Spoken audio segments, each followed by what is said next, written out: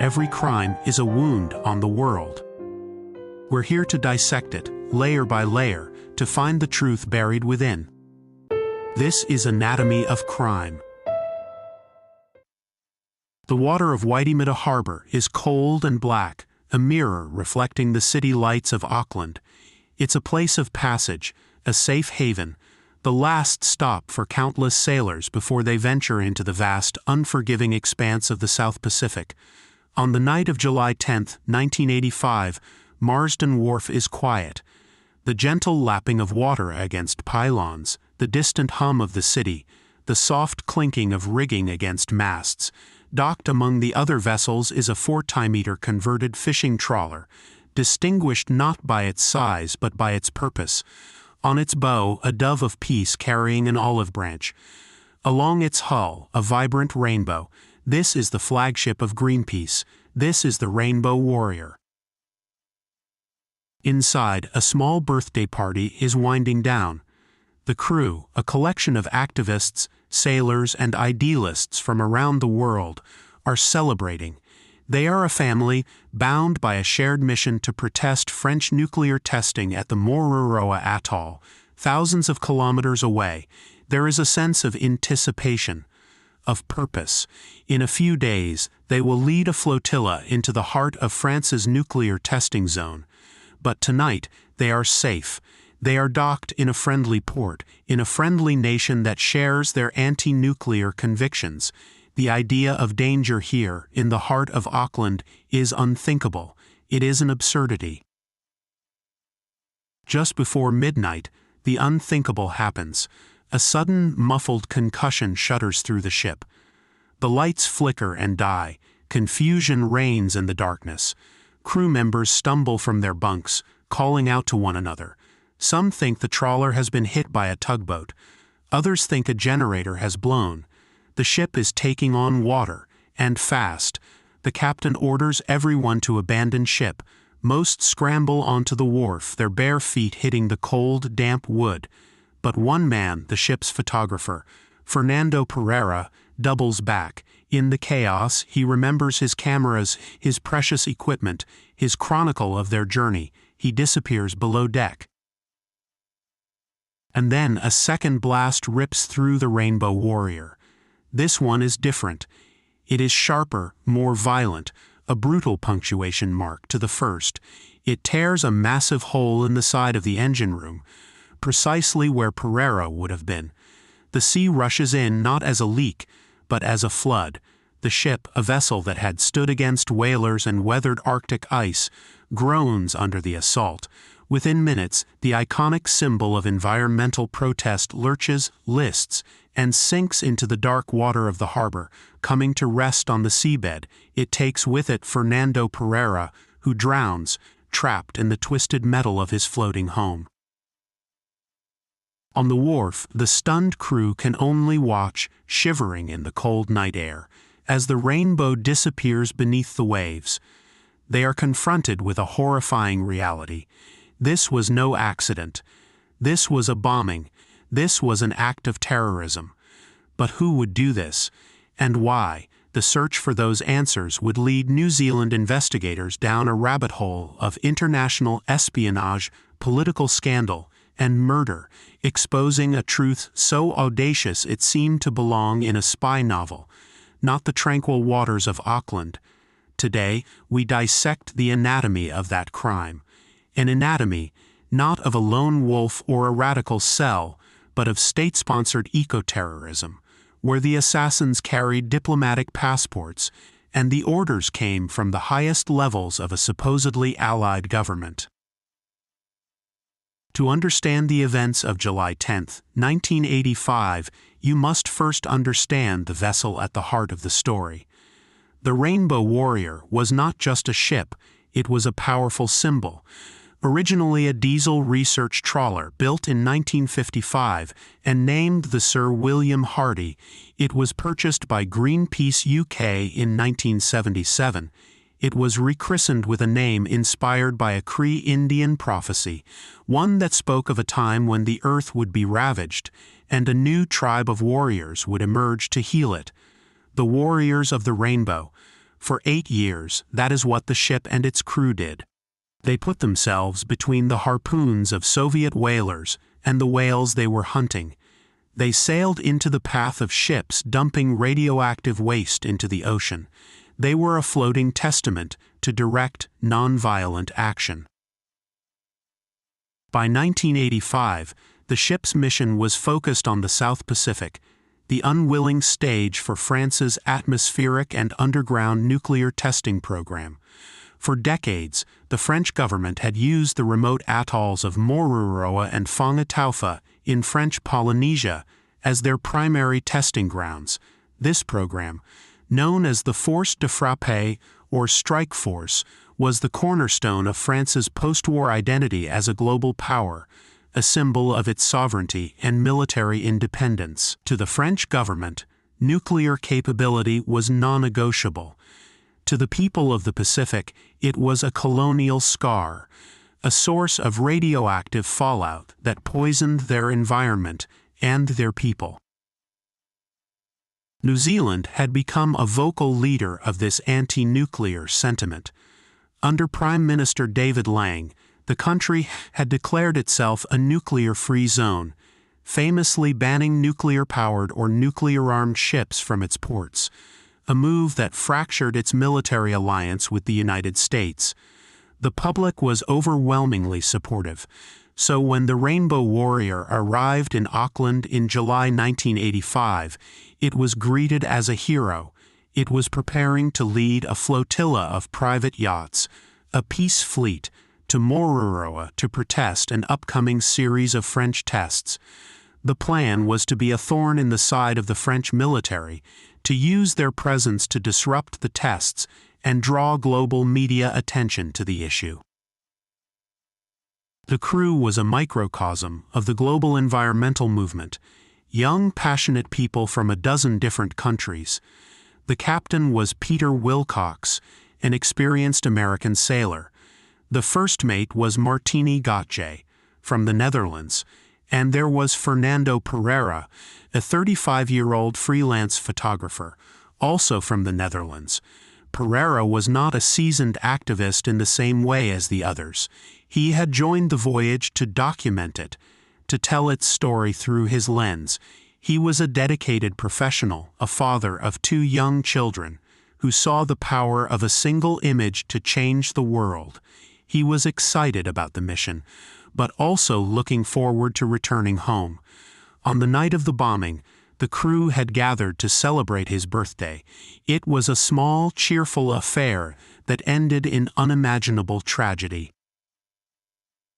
While the Rainbow Warrior and its crew prepared for their protest in the open, a very different kind of preparation was underway in the shadows.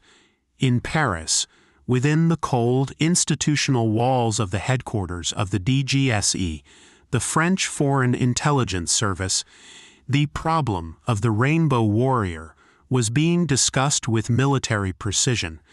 The impending protest at Mururoa was seen not as a peaceful demonstration, but as a direct challenge to the authority and national security of the French Republic. President François Mitterrand's socialist government was publicly committed to its nuclear program, and the Minister of Defense, Charles Hernu, was a particularly zealous guardian of the Force de Frappe. The DGSE was tasked with finding a solution. The head of the agency, Admiral Pierre Lacoste, saw Greenpeace as a formidable opponent, not because of any military capability, but because of its mastery of media and public opinion. They had successfully disrupted French interests before. Lacoste and Hernu determined that this time the protest could not be allowed to happen. A plan was needed, not just to disrupt the Rainbow Warrior, but to neutralize it completely. The order was given to sink the ship. The mission was codenamed Operation Satanic, Operation Satanic. It was a plan of breathtaking audacity, a full-scale covert operation deployed against a civilian target in the territory of a friendly nation. The DGSE organized the mission into 3 distinct teams. a classic intelligence cell structure designed to minimize contact and exposure. The first team was reconnaissance. Their job was to infiltrate and gather intelligence. For this, the DGSE chose one of its top agents, a 36-year-old woman named Christine Cabin. Cabin was an experienced officer who had served in the French army. She was also an accomplished sailor. Under the alias Frédéric Bonlieu, she posed as an environmentalist and academic, volunteering her services to the Greenpeace office in Auckland months before the attack. Cabin played her part perfectly. She was charming, intelligent, and seemingly dedicated to the cause. She offered to help with research, translate documents, and run errands. She quickly gained the trust of the local Greenpeace staff. She mapped out the office layout, studied their communications, and most importantly, gathered detailed information on the Rainbow Warrior's security, its schedule, and its layout. She toured the ship herself, noting its vulnerabilities. Her reports, sent back to Paris, were invaluable. They confirmed that security on the ship was virtually non-existent. Why would it be? It was a protest ship, not a warship, docked in peaceful New Zealand. Having completed her mission, Christine Cabin, or Frédéric Bonlieu, quietly left New Zealand in late May, her work done. The second team was the logistics and support team. Their mission was to transport the explosives and the combat divers to New Zealand. For this task, the DGSE chartered a 12-meter yacht named the Uvea. A 4-person crew was assembled. Chief Petty Officer Roland Verge, Sergeant Jean-Michel Barcelo, and Sergeant Gerard Andries were the sailors. The fourth member was a DGSE intelligence officer, Gerald Royal, whose job was to oversee this leg of the operation. The Uvea departed from a port in Corsica, sailed through the Suez Canal, and began the long journey across the Pacific. On board, hidden in secret compartments, were 2 French-made limpet mines, diving equipment, and an inflatable Zodiac boat with a Yamaha outboard motor. The third and final team consisted of the operatives who would carry out the bombing itself. This group was divided into 2 pairs. The first pair was Major Alain Maffart and Captain Dominique Prier. Both were highly trained DGSE agents. Their role was to act as the on-the-ground coordinators and scouts. They would travel to New Zealand as tourists, using expertly forged Swiss passports under the names Alain and Sophie Terenge, a newlywed couple on their honeymoon. Their job was to meet the Uvea upon its arrival, take possession of the Zodiac and explosives, and provide ground support for the divers. The second pair was the combat divers, the men who would actually plant the bombs. They were agents from the DGSE's Action Division, the Combat Frogman unit based in Corsica. These were the elite of the French military, trained for underwater sabotage and covert operations. Jean-Luc Kister and Jean Camas were chosen for the mission. They would travel to New Zealand separately, also under false identities, and rendezvous with the Turinges just before the operation. Their task was simple and chilling. Attach 2 bombs to the hull of the Rainbow Warrior, sink the ship, and disappear. In late June and early July, the pieces of this intricate puzzle began to assemble in New Zealand. The fictional honeymooners, Sophie and Alain Terenge, arrived in Auckland. They were the picture of innocuous tourists renting a camper van to explore the country. They visited the scenic Bay of Islands, but their trip was not for pleasure. They were there to meet the Uvea, which had arrived after its long voyage. In a secluded cove under the cover of darkness, the Zodiac, the mines, and the diving gear were transferred from the yacht to the Terenga's camper van. The Uvea then sailed south towards Auckland, while the Turinges drove, the tools of destruction hidden in their vehicle. The combat divers, Kister and Camas, arrived a few days before the attack. On the night of July 10th, the final phase of Operation Satanic was set in motion. the Turinges drove the campervan to a quiet boat ramp at Bayswater, across the harbor from Marsden Wharf. The divers suited up. They loaded the limpet mines into the Zodiac and set off across the dark, still water. The journey took only a few minutes. As Fernando Pereira's birthday party wound down on the Rainbow Warrior, two shadows slipped through the water below. The divers worked quickly and professionally. They knew the ship's layout intimately, thanks to Christine Cabin's reconnaissance. The first mine was a small charge, designed not to sink the ship but to cripple it. It was attached to the hull near the propeller shaft. The goal of this first bomb was to create panic and force an evacuation, ensuring that the ship was empty before the second fatal blast. It was a calculated, almost considerate detail in an act of profound violence, a way to destroy property without, they hoped, taking lives. They set its timer. The second mine was much larger. It was a high-explosive charge designed to tear a catastrophic hole in the ship's hull. The divers placed it directly on the exterior wall of the engine room, low on the waterline. This was the kill shot. They set its timer to detonate approximately 7 minutes after the first. Their work finished, they slipped back into the Zodiac and sped away into the night, leaving two ticking time bombs attached to the sleeping ship. They returned to the boat ramp where Mafart, or Alain Terenge, was waiting. They packed up their gear, loaded the Zodiac back onto a trailer, and drove away. The operation, from their perspective, was a flawless success. They had failed to account for two things: the courage of Fernando Pereira and the tenacity of the New Zealand police. The immediate aftermath of the sinking was chaos and disbelief. For New Zealand, this was an unprecedented event. The country had a homicide rate that was enviably low. Terrorism was something that happened elsewhere, in the troubled corners of the world, not in Auckland. The investigation was handed to Detective Superintendent Alan Galbraith, a highly respected, methodical, and unflappable officer. He and his team were faced with a crime scene that was now at the bottom of a harbor, and a mystery with no obvious suspects and no clear motive. The first crucial step was to confirm the cause. Police divers were sent down into the cold, murky water. What they found left no room for doubt. The damage to the Rainbow Warrior was not from an internal explosion.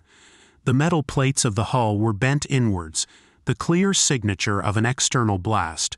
They discovered two distinct holes.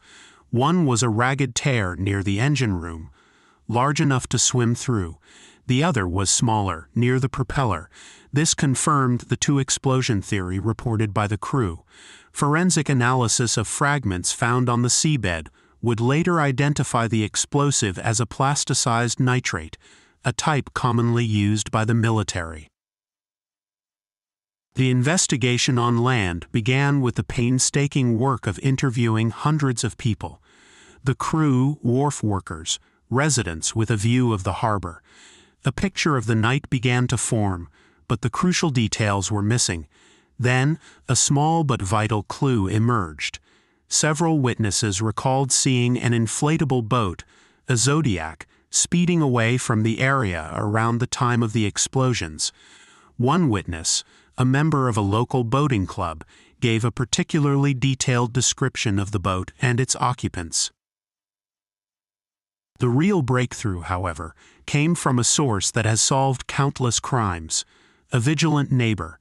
A member of a local neighborhood watch group recalled seeing a campervan parked suspiciously near the Bayswater boat ramp on the night of the bombing. The van had been there for some time, and the observer noted its rental company and, crucially, its license plate number. When this information reached Galbraith's team, it was a lightning bolt. They traced the rental company and discovered the van had been hired by a Swiss couple, Sophie and Alain Terenge. The police quickly located the Turinges at a return depot, preparing to drop off the campervan and fly out of the country. They were brought in for questioning. At first, they were calm, confident, and dismissive. They were simply tourists, they claimed, and their French accents, unusual for Swiss nationals, were explained away by their supposed origins in the French-speaking part of Switzerland. Their story, however, began to unravel under detailed questioning. They couldn't provide convincing details about their honeymoon. Their timeline had holes, and when police examined their campervan, they found traces of salt water and sand inconsistent with their stated travel itinerary. The most damning piece of evidence came from their flimsy cover. Alan Galbraith, a shrewd and experienced investigator, suspected they were not who they claimed to be. He had their passport photos and details sent to Interpol and, through them, to Swiss authorities. The response was swift and stunning. The passports were genuine Swiss passports, but they had been reported stolen years earlier. The identities of Sophie and Alain Terenge were fake. The couple in custody were not honeymooners. They were spies. Their real identities were soon confirmed. Major Alain Moffart and Captain Dominique Prieur of the French DGSE. With that revelation, the entire complexion of the case changed. This wasn't just murder. It was an act of war, carried out by a foreign power on New Zealand soil. While Moffart and Prieur were being interrogated, other pieces of the puzzle were falling into place. A few days after the bombing, the Zodiac used by the divers was found abandoned by a local resident near the boat ramp. It was a French-made boat, and the Yamaha outboard motor was traced through its serial number. The investigation revealed it had been sold in France. The trail was leading directly and unbelievably back to the French government. Simultaneously, Galbraith's team was looking for the mothership that must have brought the equipment to New Zealand. Customs and maritime records were scoured. They soon focused on a yacht that had been cleared for entry into the country at the northern port of Apua, where it had a rendezvous with the Terenga's campervan. The yacht was the Uvea. Its crew had filed paperwork stating their intention to sail to Norfolk Island, an Australian territory. The New Zealand police sent an urgent message to the authorities on Norfolk Island. By the time the message arrived, the Uvea was already docked there. The local police detained the yacht and its crew. New Zealand detectives flew to the island to question them. The 4 men on board were evasive and uncooperative. A forensic examination of the yacht found no trace of explosives. It had been meticulously cleaned. Despite strong suspicions, there was not enough hard evidence to link them directly to the bombing. Under maritime law, they could not be held indefinitely. After days of questioning, the crew of the Uvea were released.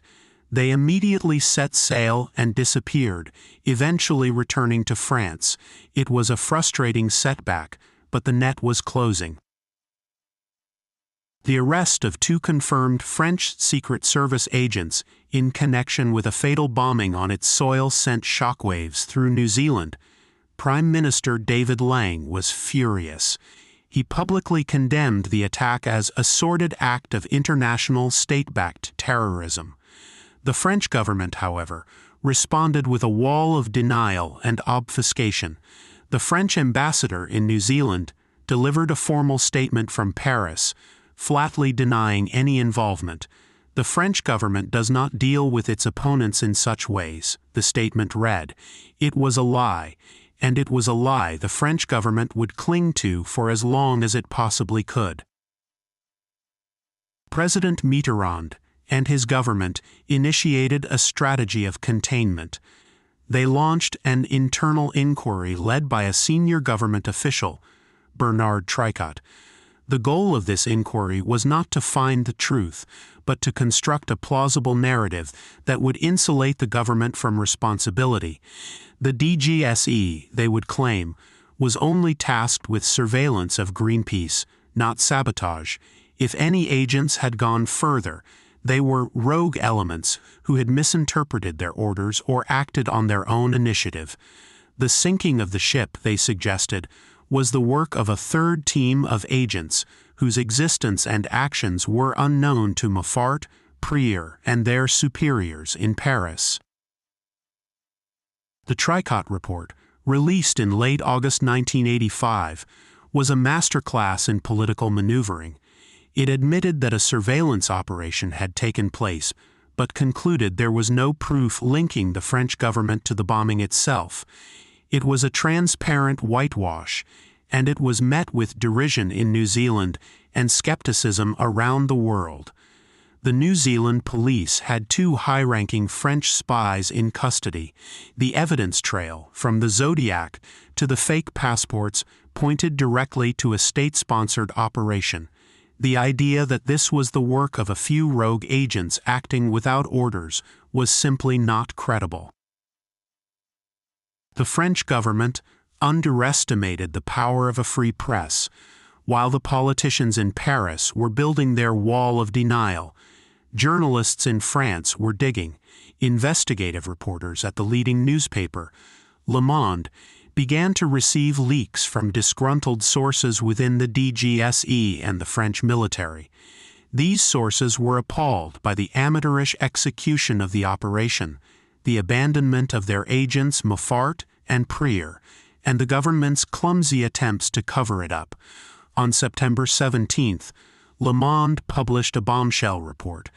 Citing sources deep within the intelligence community, it revealed the existence of the third team, the combat divers, and stated unequivocally that they had acted on direct orders from the head of the DGSE, Admiral Lacoste, and with the explicit approval of the Minister of Defense, Charles Hernu.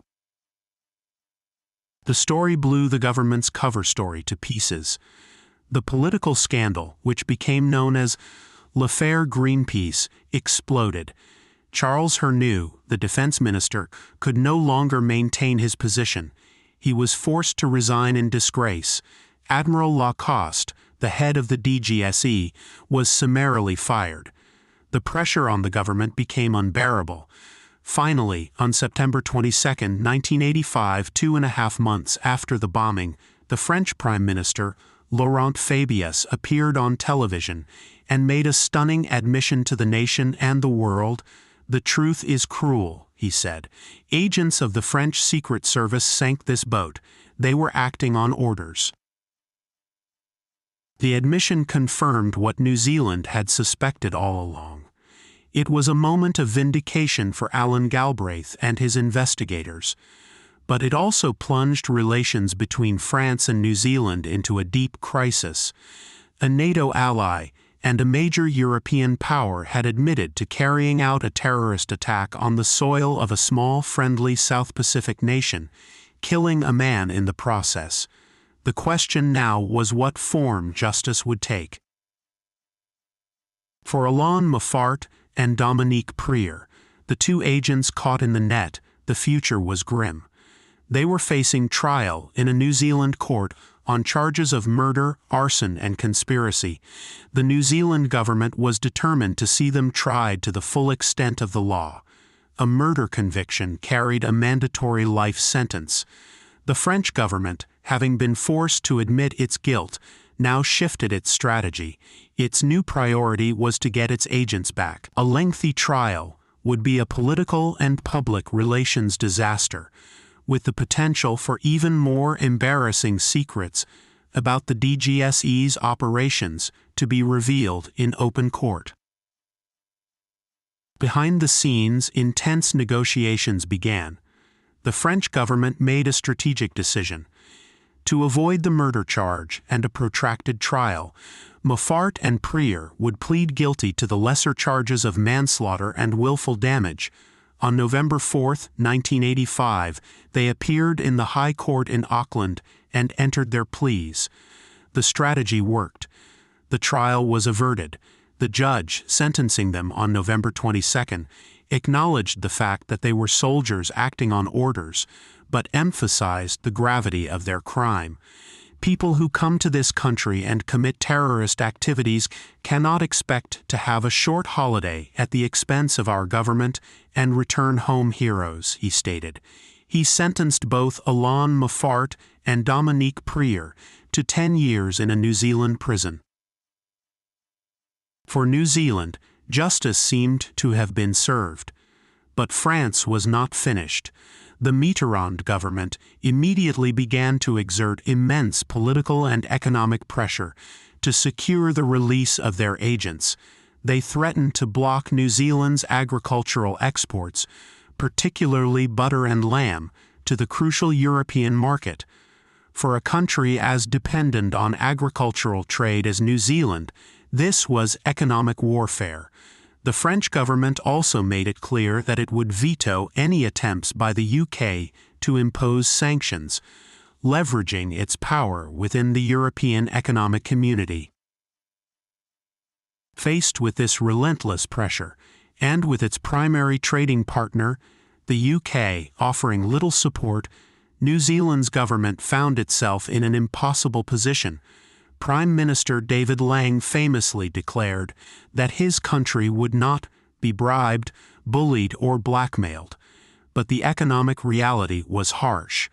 Reluctantly, New Zealand agreed to submit the dispute to binding international arbitration, mediated by the Secretary-General of the United Nations, Javier Pérez de Cuéllar. The ruling, delivered in July 1986, was a political compromise. France was ordered to pay $10 million in compensation to New Zealand and to issue a formal, unqualified apology. In return, Moffat and Prieur were to be transferred from their New Zealand prison to a French military facility on the remote Polynesian atoll of Hao. The key condition of the agreement was that they were to be isolated from the outside world and remain on the atoll for a period of 3 years. They were explicitly forbidden from leaving without the consent of the New Zealand government. It was a bitter pill for many New Zealanders to swallow, but it seemed to be a resolution. France, however, had one more act of bad faith to play. The spirit of the agreement was violated almost immediately. In December 1987, less than 18 months into his 3-year confinement, Major Alain Moffat was flown back to France. The French government claimed he was suffering from a serious stomach ailment that required urgent medical treatment in Paris. They did not seek New Zealand's consent. Medical experts later disputed the severity of his condition. Moffat never returned to Hao. He was promoted and continued his career in the French military. A few months later, in May 1988, Dominique Prieur also left the atoll. The reason given was that she was pregnant and wanted to be with her husband, who was also a DGSE agent. Again, New Zealand's consent was not sought. She too never returned. An international tribunal later ruled that France had breached its obligations to New Zealand in both cases, but by then it was too late. The agents were home, celebrated as heroes by some within the French military establishment. They were both later decorated for their service to the nation. Of the other agents involved in Operation Satanic, none ever faced justice. The crew of the Uvea returned to France and obscurity. Christine Cabin, the spy who infiltrated Greenpeace, was tracked by investigators to Israel in late 1985, but she vanished before she could be apprehended and was never seen again. The 2 combat divers, Jean-Luc Kister and Jean Camas, melted back into the shadows of the DGSE. Their identities remained a state secret for 20 years, until Kister, in a 2005 interview, finally admitted his role and expressed a degree of remorse, stating that he considered Pereira's death an accidental casualty in what was supposed to be a non-lethal operation. The legacy of the bombing of the Rainbow Warrior is complex and far-reaching. For France, it was a profound national embarrassment. An operation designed to project strength and silence dissent achieved the exact opposite. It exposed the arrogance and ruthlessness of its intelligence services and severely damaged its international reputation, particularly in the Pacific. It was a strategic failure of epic proportions. For Greenpeace, the attack was a transformative moment. The sinking of their flagship and the death of their colleague was a tragedy, but it galvanized the global environmental movement like never before. The story became front-page news around the world. Donations poured in, membership skyrocketed. The Rainbow Warrior became a martyr for the cause, a potent symbol of the struggle of David against Goliath. The bombing, intended to stop Greenpeace, inadvertently made it a household name and a far more powerful organization.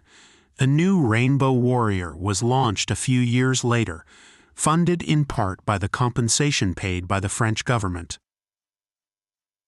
And for New Zealand, the affair was a defining moment in its history. The bombing was a brutal violation of its sovereignty, a wound to the national psyche. But the country's response forged a new sense of identity. The meticulous and successful police investigation was a source of immense pride. The government's defiant stand against a nuclear-armed world power, despite the economic and political costs, solidified New Zealand's anti-nuclear stance and carved out a new, more independent path in foreign policy. The tiny nation at the bottom of the world had stood up to a giant, and in many ways had won the moral victory. We return then to the central theme, the anatomy of this specific crime. It is the anatomy of state-sponsored terror, where the lines between soldier and assassin, between national security and criminal conspiracy, become dangerously blurred. The components are stark. First, the hubris of a major power, a belief that it could act with impunity in a small, faraway nation without consequence. The French government saw a civilian protest group not as a collection of idealists, but as an enemy of the state, and deployed the tools of war against it. Second, the anatomy reveals a fatal underestimation of the target nation. The DGSE planners likely assumed that the New Zealand police would be unsophisticated, easily outmaneuvered, and that their agents would be able to slip away unnoticed. They failed to account for the professionalism of Alan Galbraith's team and the civic-mindedness of ordinary New Zealanders who reported suspicious activities. The operation's success depended on a clean getaway, and that was its single greatest point of failure. Finally, this is the anatomy of a spectacular backfire. The objective was to prevent the protest at Moruroa Atoll, to silence Greenpeace, and to protect the sanctity of France's nuclear program. In every one of these objectives, Operation Satanic failed. The bombing created a global firestorm of condemnation that brought far more negative attention to the nuclear tests than the protest ever could have. It crippled the French government, empowered Greenpeace beyond their wildest dreams, and immortalized the very ship they had sought to erase. The wreck of the original Rainbow Warrior was eventually refloated from the harbor floor. It was deemed beyond repair. After a ceremonial farewell, it was towed north and scuttled in Matauri Bay, where it now serves as an artificial reef, a living memorial teeming with marine life. A monument to Fernando Pereira stands on a nearby headland overlooking the ship's final resting place. The French government thought that by sinking a ship, they could sink a movement, but they were wrong. The two explosions that tore through the Rainbow Warrior in the dead of night were intended to create silence, but instead they created a roar of outrage that echoed across the globe and is still heard today. This has been Anatomy of Crime, where the truth is never simple, but always worth seeking.